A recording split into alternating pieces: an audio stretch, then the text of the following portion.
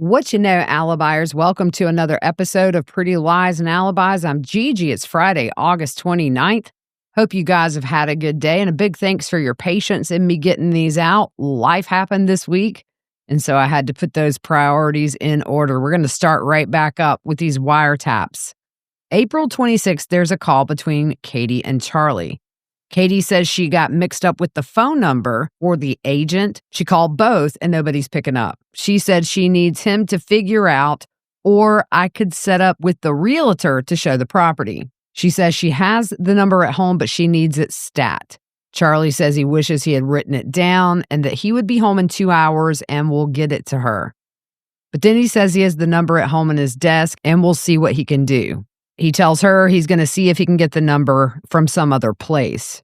In a call from Charlie to Donna, he asked if she remembers that phone number that was written on the paper. He said he gave it to Donna and that was the end of it. He says he's got to get it, and she asks if he wrote it down somewhere. He tells her they're calling him and asking for it. He has it at his house, so he'll get it to them in a couple of hours. The next call between Charlie and Katie, he says they didn't have the number either, and he can't get it to her until he gets home. Katie says it's always such a mission to try to get the agent to show it. Charlie then says he's done for the day and he will get that number to her in 30 minutes. Another call between Charlie and Katie. Katie says, remember one of the listings I had to tell you for the properties? I believe it's 305. Charlie says, okay. 712. Okay. 6570. Another call between Katie and Sigfredo. They're going through this number, trying to figure it out, and they say their goodbyes. There's a call from Charlie to Katie. The first half of it is them laughing about her being in the bathroom, and Charlie thought somebody was speaking in code. He asked if she's going to the Keys this weekend, and if so, come by his garage, that he would leave the code for her because he has something to give her.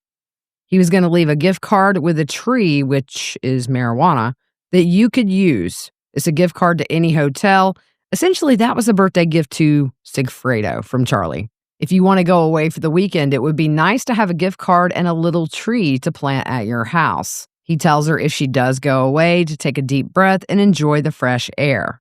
Katie says she can't. He says, I think Mama needs a vacation with Daddy, so why don't you guys go on a vacation? Leave the kids at home, smoke a big fat effing joint, and have a cocktail and call it a day. Wake up and do some fishing. Charlie tells her he's going to Port St. Lucie today, which is far away. They make some jokes about Jesus, and then Charlie tells Katie to look up Lemonade by Beyonce. The next call is between Charlie and Donna. They talk about some plans they were throwing around with Harvey and Donna, and Charlie asks if Harvey is still upset about everything. Donna says he's not having the best day. Charlie wants to know if something else happened, and she says no, but maybe they can do something another time, just not right now. He tells Donna everything else is being taken care of, and she says great. He says they actually called the person, and she says thank goodness, but then Charlie says nobody picked up. Donna suggests it might have been a throwaway phone. Charlie says it doesn't matter. A throwaway phone is nothing as far as a voicemail goes, but nobody picked up. They tried calling a couple of times, and he tells her, don't worry. He also says to find something new to worry about, and she says she doesn't want to. She doesn't want to worry about anything. Charlie tells her not to drive herself crazy to the point of getting sick. Now, the witness says that that number was not called like Charlie told Donna. They would have found it. That would have been by Sigfredo and Katie, but didn't happen. The next day, they attempt another bump. An undercover agent called the Adelson Institute asking to speak for Donna, so they play the call. It's the undercover, and they tell the undercover agent she's not there, and he says to tell her we met last week, and I gave her some paperwork. She'll know what it's about. After that, there's a call between Charlie and Donna. Donna says their employee Erica called and said, I normally wouldn't bother you with this.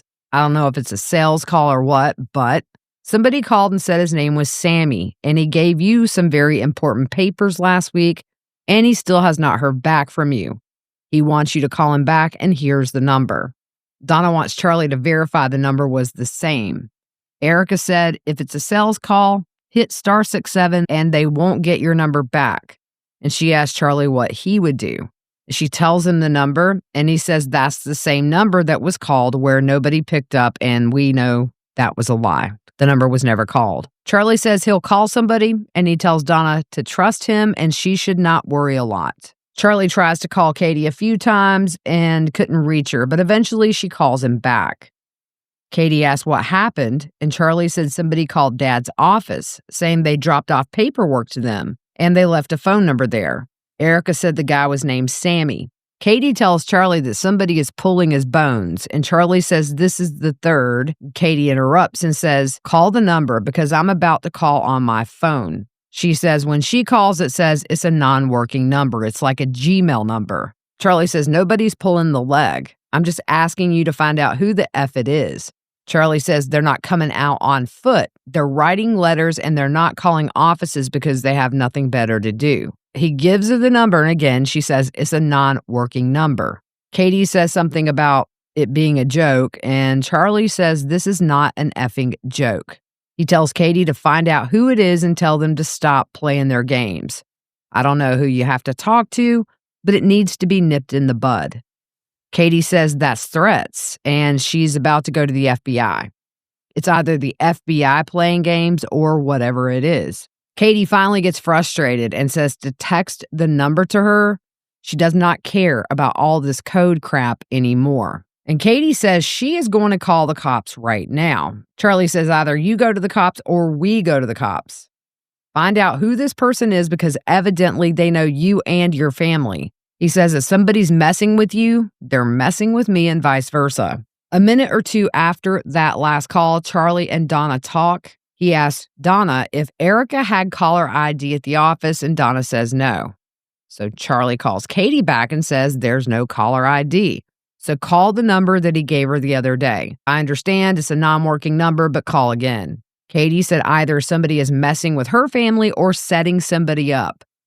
Charlie then says he'll call from the office where he's at, and then from there he'll call the FBI. There is a call from Charlie to Katie where he says he's going to dial *67 to see who this person is. Then there is a call from Charlie to Donna. He has the number Erica gave Donna. She confirms that's the right one. He tells Donna, I'm going to use *67, and he thinks he has a strong feeling of what he thinks is either a private investigator, the FBI, or someone just trying to fish around to stir the pot. He says he'll tell her why he thinks somebody's trying to stir the pot because it's not done like this. You've done nothing wrong, and he tells Donna she is being extorted. At this point, Charlie calls the undercover.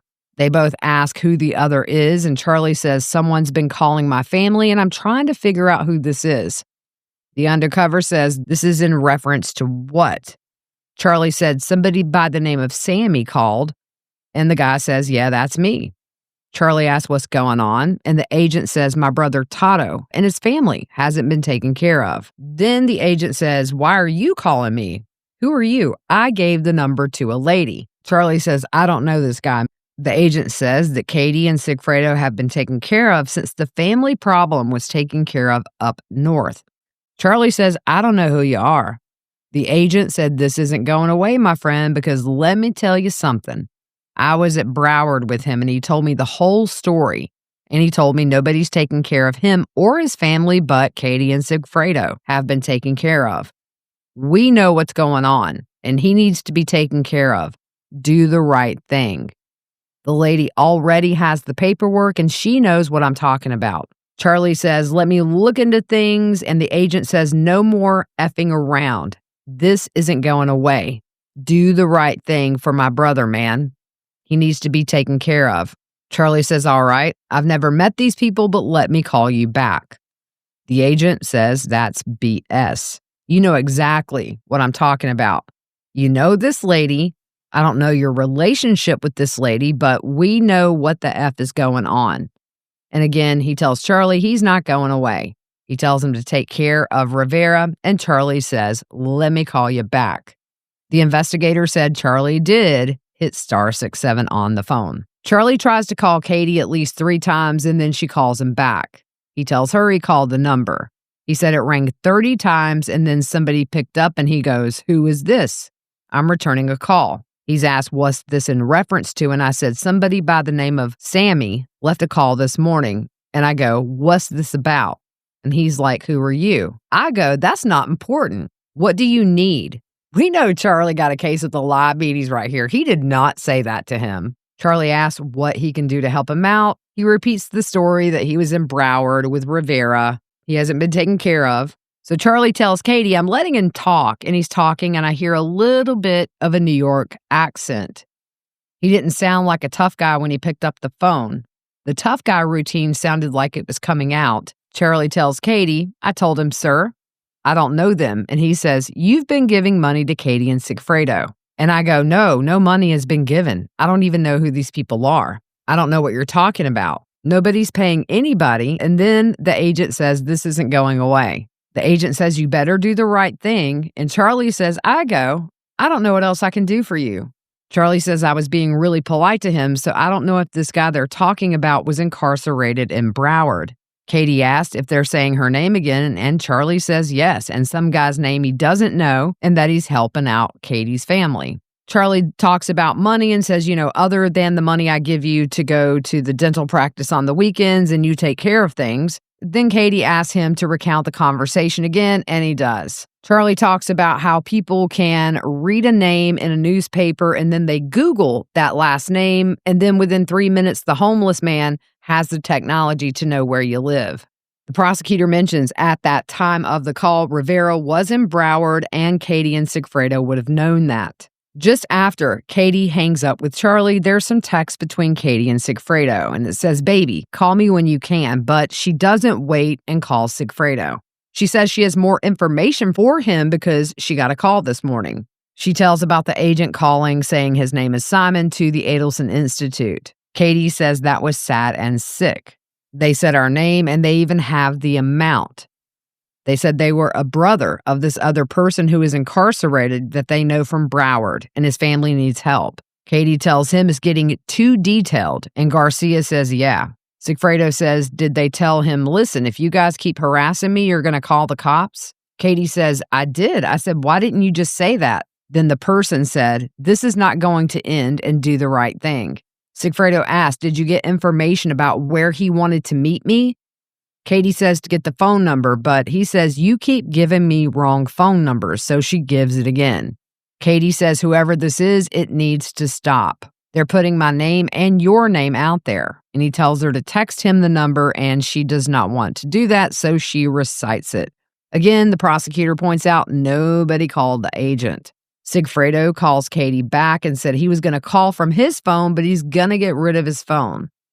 He says he needs to call her from his office. She said, call from somewhere else or block it, but do not call from your office, and don't do it from your phone. He says, I'm not calling you from my office. I'm talking on my phone. And he says he's going to dump it and get rid of it. He says, I'll call you, but finding a payphone is impossible. She tells him to use a friend's phone, and he says that's all right. There's a call between Charlie and Katie. Katie said it was weird. I called the number, and there's something in the answering machine now, like some ghetto guy. He tells her to use *67, and she's like, I know. She says she's going to call and leave a message from everybody's phone, and if they want to play games, we'll play games. Charlie again recounts his conversation with the agent and says he told him this was none of his business, and he should have said this is a big family with a lot of cousins. Charlie said it would have been like him going up to somebody and saying, hey, I know you killed JFK. You need to pay me, okay? Katie's like, you always use examples, and I don't get it. Charlie says, well, you weren't born when he died. He said the next conversation he's going to say, I want to know who in my family owes somebody money because I'm going to go to that person and say, hey, what's going on? Charlie says as far as the agent goes, he wouldn't want anyone to go to jail because people get mad and feel like they have to get somebody back. Charlie is just rambling, and Katie says she doesn't even know what he's saying. Charlie says, let's find him. What's his problem? Because he's about to have a big problem. Charlie switches topics and asks if she got the package, and Katie says she has not picked it up yet. Another call between Katie and Charlie. She said in the voicemail there was something about puto, which means a fool. Katie wonders if somebody's trying to be an informant, and Charlie said he was thinking the same thing. Katie talked to a guy friend about this, and he told her, don't worry, whatever it is, I'm going to handle it point blank. The next call is Charlie to Donna, and the first part of it is somebody gave her and Harvey tickets to an event, and they're trying to figure out how to get there.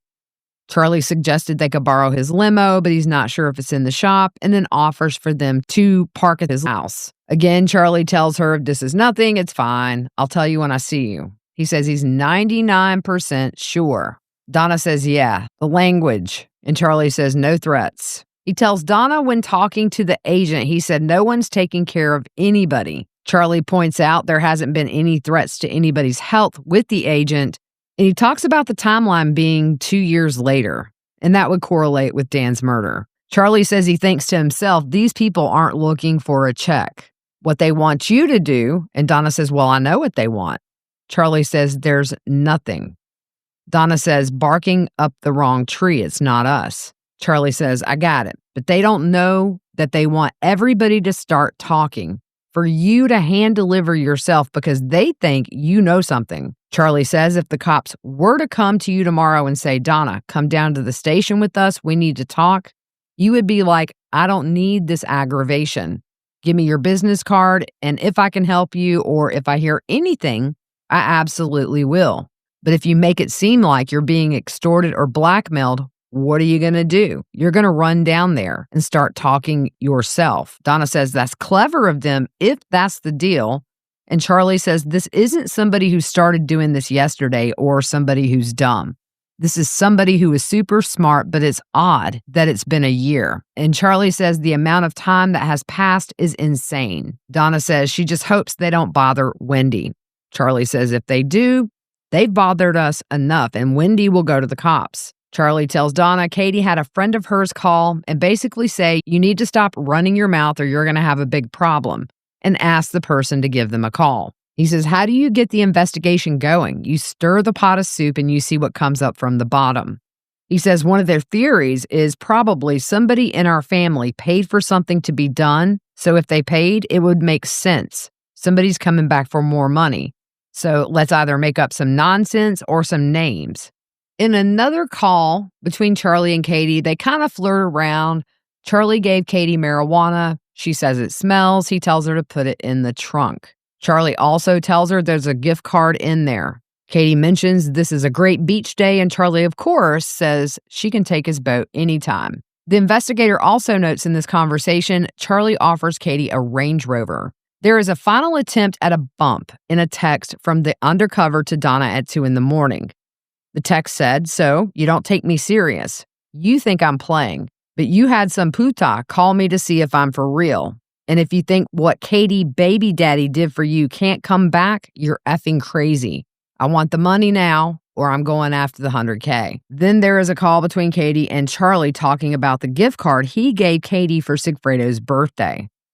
He asked if she thinks it would be a bad idea if she told Sigfredo that gift card was from Charlie. Katie doesn't know. He tells her to open it because there is a very nice gift card in there. He said, if you don't think it will cause anything, you can tell Sigfredo the present was from me. He also mentioned that for Katie's birthday, he got her concert tickets and a limo. Charlie and Donna talk and he asked if everything else is okay and she says, yeah. He asked is it or you're just saying it is? And she says she's just saying, which he said he figured. Did you see someone today? And she said, no, it's different, but I'll talk to you on Sunday. Charlie asked, do you want to come down and see me tonight? She says no. He asked if it was bad. She said, no, I'll tell you Sunday and fill you in. And Charlie can't stop. Has somebody bothered Wendy? She says not yet.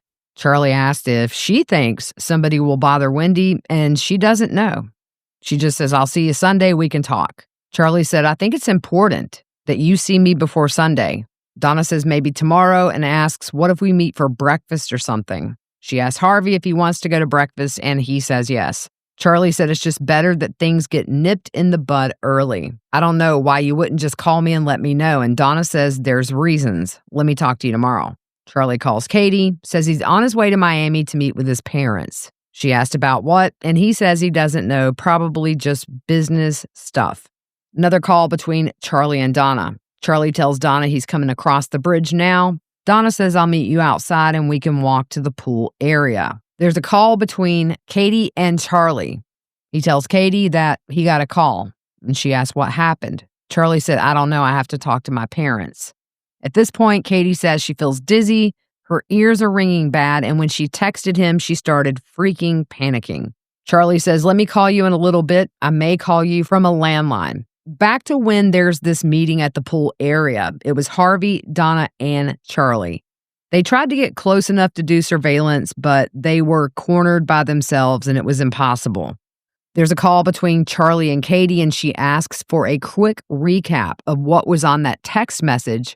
Charlie says, I'm not asking you to do anything about it, but the person says, so you don't take me serious. Charlie says the only person he referenced by name was Katie's baby daddy. He tells Katie not to do anything, and she's afraid somebody's fishing for something. Charlie worries about Harvey's safety going to the office. Katie tells Charlie that he's scaring her.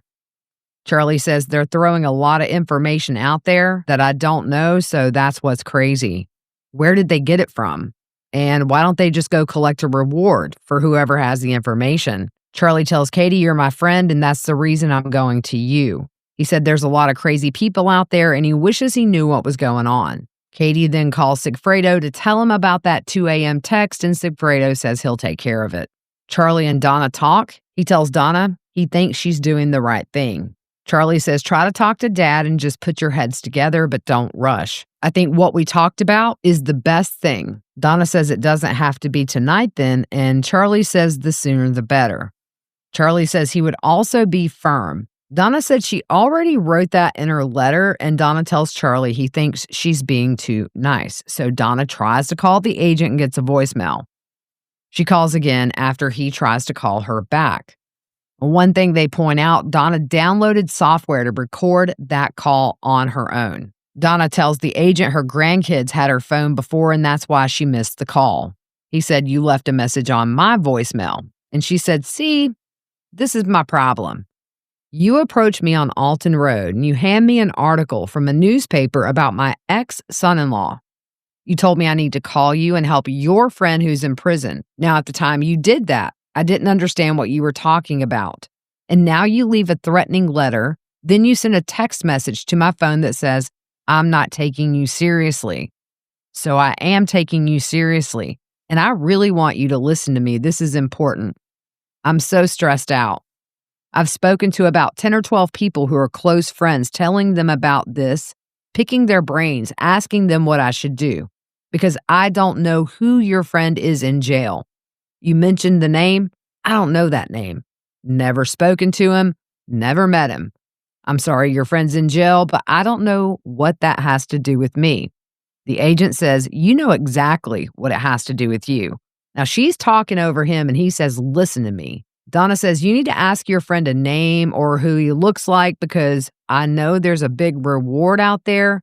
And if you need money for your friends, that's the way. The agent says, just like I told you that day, we know your family had a problem up north, and we know that problem was taken care of about 1.5 years or 2 years ago. We know Katie's been taken care of, and my brother in jail. We were in Broward together, and he needs to be taken care of. I'll get the $100,000 for myself because everybody knows what's going on. Donna says, all I know is I lost my ex-son-in-law. I did not have anything to do with it. He says, Rivera told me everything. Donna says, I don't. It's not me. And then he says, I know everything. I know who's involved. And Donna says, I don't. That's the problem. It's not me. She gets a little bit of a harsh tone and says, I've had 1.5 years of aggravation over this. My daughter, my grandchildren, but it's not me. And I asked my friends, what did they think? And she said, this person needs to get a description for you or what they look like because I don't know who caused this. It wasn't me. The agent says, just like I told you that day, this isn't going away. He told me everything. He needs the $5,000 and that's all we're asking for. Donna again, I don't know who this is. And the agent said, but you know who Katie is. And he tells her to stop effing around. And you know Katie has somebody who knows Tato. And they took care of a problem for you people. That's the bottom line. You know who the F Katie is. I'm not effing around. Donna says, here's what you need to do. And he tells her, Don't tell me what the F to do. She tells him to go after the reward, and he says, "You're Donna Adelson?" And she said, "Yes, I am." Again, we know who's involved in all this, and Donna says she's had too much stress and aggravation from all this, and she doesn't know what he's talking about. He said, "I think you should talk to Katie. Both of you people that are involved in this, you know what's going on." She tells him again, "Go get the money that's out there if you think you know who this is, because it isn't me. And I can't take this level of stress when I know I didn't do anything." They note Donna did not call the police after this interaction. So she and Charlie talk. Charlie asked, "Has there been any more nonsense from the patients?" And Donna says, "Yeah, that's why those things always get aggravating, but I try to not let it bother me." He asked, "Was it bad?" And she said no. She tells him, "I loaded that new app too. I have to show you. I think you'll be really interested." That would be the recording she made. She talked to the person for 8 minutes, and Charlie asked if they were nice, and she said no. He asked, "Were there any threats?" She says no. And he says, "That's interesting." She said she will tell him about the patient tomorrow. Charlie to Katie. He's talking in code here about this recording. He says, "I bought a new CD that you should listen to. It's so interesting, but it's 100%. She says, 100%? 100% what? He says, "Record breaker. Makes you want to drop the mic. It's the kind of stuff you play when you're cruising along and you see a Vietnamese pot-bellied pig walking down the street." She asked if it's a long tape. He said, "I didn't even tell you. One of my friends got the cutest pot-bellied pig. Do you know what a pig is?" I think he's insinuating his suspicion this is law enforcement. Katie says, "That's not good." Charlie says, "I know. I like dogs, not pigs. As long as they're housebroken, they're not that bad." A call between Charlie and Donna. She's with the boys. Charlie said Dave told him Wendy was making a little birthday party for him. She says, "I have so much to tell you. Dad was telling me about that case, and we both feel so much better about how it's working out." Charlie says, "Once you know how these patients act, they're so cooperative." Charlie says he couldn't be happier because if they go to the board of dentistry, it becomes a huge pain in the butt. Charlie's reassuring her everything's fine. Crisis averted. May 2016 is when Katie stopped receiving checks. Law enforcement went to the Adelson Institute. It was the witness and ISOM. They were looking for Katie's employment records. They spoke to the people at the front desk, and there was no proof she ever worked there. So there is a call from the Adelson Institute to Charlie. This person walked to the back, and this was captured on the wire. She tells him that they're there, and Charlie is nervous. There's lots of uhs. Charlie says, "I'm not there. I'm in surgery, but it's not my office. It's Dad's, so I can't give anything out." He tells her not to speak to anyone. They can talk to Harvey, and they can get what they need from him. Charlie then says he'll call from the landline. There is another call that is placed after this, and all it is Charlie saying yet again, it's not done like that, meaning this whole bump thing. And that was it for yesterday. So I hope you guys have a good rest of your evening. We will see you soon.